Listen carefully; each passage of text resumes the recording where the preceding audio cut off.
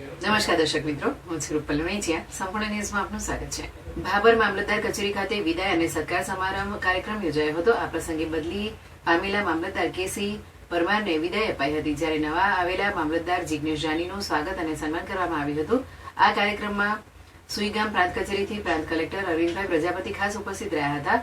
તેમણે બંને મામલતદારોને શાલ ઓઢાડી અને મોમેન્ટો આપી સન્માનિત કર્યા હતા. પ્રાંત અધિકારી અરવિંદભાઈ પ્રજાપતિએ બંનેની કામગીરીની સરાહના કરી અને તેમને પ્રગતિ માટે શુભેચ્છાઓ પાઠવી હતી. આ પ્રસંગે ભાભર પીઆઈ એચ.ડી. ચૌધરી, ભાભર તાલુકા વિકાસ અધિકારી કે મોઢેરા અને નગરપાલિકા ચીફ ઓફિસર પાયલબેન દેસાઈ સહિત વિવિધ શાખાના કર્મચારીઓ હાજર રહ્યા હતા.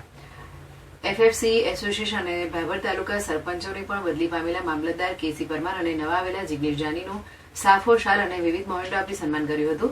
સમગ્ર મામલતદાર કચેરી, તાલુકા પંચાયત, શિક્ષણ શાખા, પુરવઠા વિભાગ, જનસેવા કેન્દ્ર અને આઈસીડીએસ વિભાગના કર્મચારીઓ સહિત બહાર ગામથી આવેલા કર્મચારીઓ અને પત્રકાર મિત્રો પણ ઉપસ્થિત રહ્યા હતા.